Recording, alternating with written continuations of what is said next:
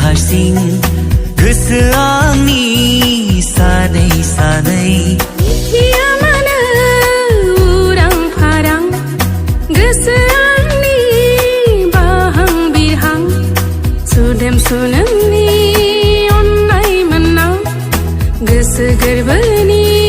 थुलुंगा मोननां जायो गोसो बोदोरानि नुफा माफा गेलेफैयो मिनिस्लुयै लाजिस्लुयै बावगोमायो गावखौनो गाव फाग्लि फाग्लि साननानै रजे